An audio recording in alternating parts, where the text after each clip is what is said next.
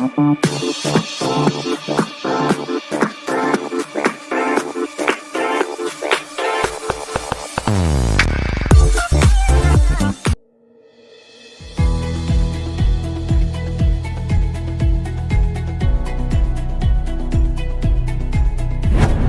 and welcome to our channel Physics Group. आजको यस video सेसनमा हामी पढ्न गइरहेका छौं भेक्टर सब्ट्र्याक्सन भनेको के हो र त्यसपछि हामी पढौला रिजोल्युसन अफ भेक्टर भनेको के हो। So without any much delay let's jump into the video. हाम्रो आजको पहिलो टपिक हेरौं subtraction of vector. So subtraction of vector B from vector A is defined as addition of vector A with the minus B vector. So अब हामीसँग A vector minus B vector छ भने उसलाई हामीले A vector plus minus B vector लेख्न मिल्छ। याद राख्नु होला सब्ट्र्याक्सन अफ भेक्टरमा triangles law of vector addition र प्यारालेलोग्राम ल अफ भेक्टर एडिसन भ्यालिड हुने गर्छ। त्यसैले यहाँ हामी ए र बी भेक्टर डायग्राममा रिप्रेजेन्ट गरिरहेको छु। स्क्रिनमा हेर्नु होला यहाँ ए भेक्टर लेफ्टबाट राइटतिर ड्र गरिएको छ र बी भेक्टर तलबाट माथितिर ड्र गरिएको छ र यहाँ ए र बी भेक्टरको बीचको एंगल किनभने यो सेम अर्डरमा छ भने हामीले स्लाइटली शिफ्ट गर्नुपर्ने हुन्छ। सो हामीले प्रोड्युस गरेपछि यहाँ थीटा भनेको ए र बी भेक्टरको बीचको एंगल हो। ए र बी भेक्टरको बीचको एंगल थीटा छ भने ए र माइनस बी को बीचको एंगल कति होला त प्लस बी माथि छ भने माइनस बी हामीले तलतिर ड्र गर्नु पर्यो। सो ए र माइनस बी को बीचको एंगल हाम्रो कति भयो त 180 माइनस थीटा भयो। अब हामीलाई थाहा छ कि triangles law of vector Edison valid हुन्छ। त्यसो भए हामीले त्यही फर्मुलाबाट ए माइनस बी भेक्टरको म्याग्निट्युड पनि निकाल्न सक्छौं। सो यहाँ हामी ए प्लस बी भेक्टरको म्याग्निट्युडलाई सी भेक्टरले रिप्रेजेन्ट गरेको छौं। त्यसरी ए माइनस बी भेक्टरको म्याग्निट्युडलाई सी ड्याशले रिप्रेजेन्ट गरिरहेका छौं। त्यसो भए अब हाम्रो सी भेक्टर भनेको न्यू भेक्टर अपरेसन हो। सो अब सी भेक्टरको म्याग्निट्युड कति होला त? सो सी भेक्टरको magnitude is equal to A square plus 2ab cos 180 minus theta. यहाँ 180 माइनस थीटा भनेको ए भेक्टर र माइनस बी भेक्टरको बीचको डाइरेक्सन हो प्लस माइनस बी को होल स्क्वायर। यहाँ अब माइनस बी को होल स्क्वायर बी स्क्वायर नै हुन्छ। So C dash square is equal to A square. अब cos 180 minus theta is minus cos theta. So that is minus 2ab cos theta plus B square. So finally हामीसँग पहिलाको जुन A plus B भेक्टरको magnitude हुन्थ्यो त्यसको C square is equal to A square plus 2ab cos theta plus B square हुने गर्थ्यो। यहाँ slightly change आएको छ, यहाँ प्लस 2ab को ठाउँमा माइनस 2ab आएको छ। याद राख्नु होला यो कुरा C square is equal to C dash square is equal to A square minus 2ab cos theta plus B square. यो ए माइनस बी को होल स्क्वायरको फर्मुला जस्तै मिलिरहेछ। अब हामीसँग रिजल्टेन्ट जुन छ यो रिजल्टेन्टलाई हामीले यहाँ सी डैशले रिप्रेजेन्ट गरेको छौं। यसले जुन ए सँग एंगल बनाएको छ त्यसलाई हामी अल्फा डैश भन्ने र रिजल्टेन्टले बी माइनस बी भेक्टरसँग जुन एंगल बनाएको छ यसलाई हामी बी डैश भन्ने। So tan alpha dash is equal to B sin theta. A plus B को ठाउँमा यहाँ माइनस बी हुन्छ। So A minus B cos theta. त्यसो भए यो फर्मुलामा हामी अल्फा डैश ए सँग एंगल निकालेको छौं भने सो ए लाई हामी सेपरेट गर्ने, बीटा डैश बी सँग हामीले एंगल निकालेको छौं भने बी लाई सेपरेट राख्ने अनि चाहिँ प्लस को ठाउँमा यहाँ माइनस राखिदिने। So tan beta is equal to A sin theta B minus A cos theta. So यहाँ चाहिँ एउटा कुरा याद राख्नुपर्ने हुन्छ। So alpha dash plus beta dash is equal to बाहिरको जुन एंगल छ 180 minus theta. Now the next concept is resolution of vector. एकछिन पहिला हामीले एडिसन अफ भेक्टर पढेको थियो पास्टको भिडियोमा र हामीले हेरेको थियो कि जब दुई या दुई भन्दा बढी भेक्टरलाई हामी एड गर्छौं भने एउटा हामीसँग सिंगल भेक्टर आउँछ र त्यो सिंगल भेक्टरलाई हामीले रिजल्टेन्ट भेक्टर भनेको थियो। अब रिजोल्युसन अफ भेक्टर भनेको ठ्याक्कै अपोजिट हो कम्पोजिसन अफ भेक्टर यानी एडिसन अफ भेक्टरको। यसमा हामी के गर्छौं कि सिंगल भेक्टरलाई स्प्लिट गर्छौं टु अर मोर डिफरेन्ट डाइरेक्सन्समा र स्प्लिट गरिएको जुन भेक्टर छ यसलाई हामी कम्पोनेन्ट भेक्टर्स भन्ने गर्छौं। र याद राख्नु होला यो कम्पोनेन्ट भेक्टर्सहरुले टुगेदर जे काम गरेर इफेक्ट प्रोड्युस गर्छ यो सिंगल भेक्टरले त्यही इफेक्ट प्रोड्युस गर्नुपर्ने हो। र एउटा भेक्टरलाई हामीले इन्फाइनाइट सेट्स अफ कम्पोनेन्टमा ब्रेक गर्न सक्छौं। So a vector can have infinite set of components. तर रेक्टेंगुलर कम्पोनेन्टको कुरा गर्ने हो भने त्योसँग मात्र दुईटा रेक्टेंगुलर कम्पोनेन्ट हुन सक्छ प्लेनमा र त्यसरी नै तीनवटा रेक्टेंगुलर कम्पोनेन्ट मात्र हुन सक्छ स्पेसमा।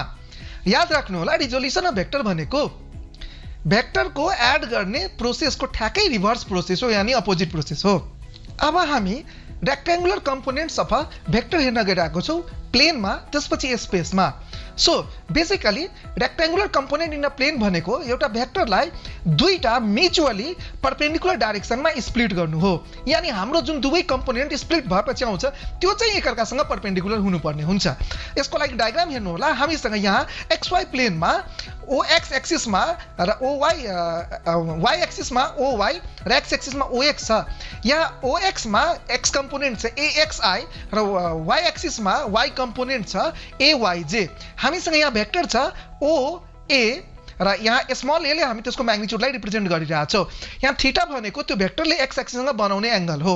सो इन दैट कंडिसन हाम्रो जुन यहाँ x कंपोनेंट हुन्छ त्यो हुन्छ AX = a cos थीटा। त्यसरी नै y कंपोनेंट यो चाहिँ कसरी आयो cos थीटा को फर्मुला हुन्छ हामीलाई थाहा छ b/h। सो b को ठाउँमा आयो ax र h को ठाउँमा a आयो। So cos theta = ax/a, therefore ax = a cos theta. Similarly sin theta = p/h, p को ठाउँमा ay आयो र h को ठाउँमा a आयो। त्यसैले ay हामी a sin थीटा यहाँ भनिरहेछौँ।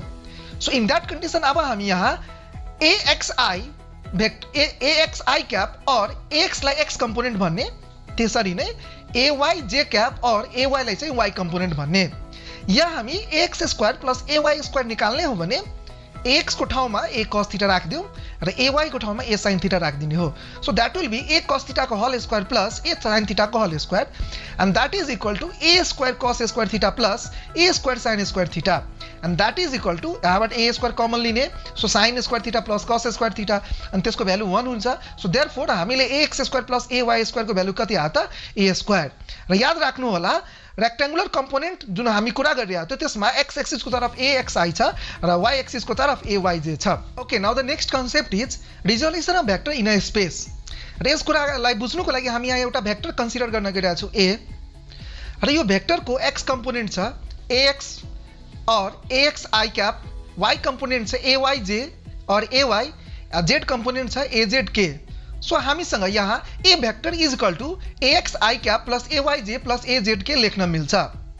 एउटा कुरा यहाँ ध्यान राख्नु होला, यहाँ अल्फा भनेको a भेक्टरले x एक्सिससँग बनाउने एंगल हो, बीटा भनेको a भेक्टरले y एक्सिससँग बनाउने एंगल हो र गामा भनेको a भेक्टरले z एक्सिससँग बनाउने एंगल हो। So alpha, beta and gamma यहाँ तीनवटा एंगल छ र cos अल्फा, cos बीटा र cos गामालाई हामी यहाँ डाइरेक्सन कोसाइन भनिरहेछौँ a भेक्टर को। cos अल्फा, cos बीटा र cos गामालाई हामी यहाँ डाइरेक्सन कोसाइन भनिरहेछौँ a भेक्टर को। र यहाँ हामी a अल्फा, बीटा र गामालाई एउटा स्मल एंगल को रूपमा लिइरहेछौँ। त्यसरी नै अब यहाँबाट हामीले ax निकाल्ने हो भने एकछिन पहिला हामीले पढेको थियो। सो कम्पोनेन्टलाई ब्रेक गर्ने हो भने x एक्सिस तिर अल्फा एंगल छ। So ax = a cos alpha. त्यसरी नै y एक्सिस मा y कंपोनेंट निकाल्ने हो भने ay = a cos बीटा। त्यसरी नै z एक्सिस मा z कंपोनेंट निकाल्ने हो भने az = a cos gamma. So अब हामीसँग तीनटै कंपोनेंट छ, x component, y component and z component. अब यसमा हामी ट्रायंगल यहाँ हेरौँ OPT। यो जुन ट्रायंगल छ OPT मा हामीले के लेख्न मिल्छ त? OPT मा राइट एंगल ट्रायंगल हो, त्यसैले हामीले यहाँ राइट एंगल ट्रायंगलमा पाइथागोरस थ्योरम लगाउन मिल्छ। So h² = p² plus b²। In that condition a² is equal to az² plus b²। यो हाम्रो पहिलो इक्वेसन भयो। अब हामी अर्को राइट एंगल ट्रायंगलमा गइरहेछौँ। ठ्याक्कै बेसमा जुन राइट एंगल ट्रायंगल छ त्यसको नाम हो OQT। अब यो ट्रायंगल OQT मा हामीले हेर्ने हो भने यहाँ OT हाइपोटेनस छ। OT भनेको यहाँ हाइपोटेनस हो। सो त्यहाँ के लेख्न मिल्छ? हाइपोटेनसमा b² is equal to ax र ay। So ax² plus ay²। So total हामीसँग दुईटा इक्वेसन आयो। अब हामी के गर्न गइरहेको छौँ? यो b² को जुन भ्यालु सेकेन्ड इक्वेसनमा छ त्यसलाई हामी फर्स्ट इक्वेसनमा पुट गर्न गइरहेको छौँ। So putting value of b in equation 1, a² is equal to az² plus b² is equal to az² plus b² को भ्यालु हामी राखौँ त ax² plus ay²।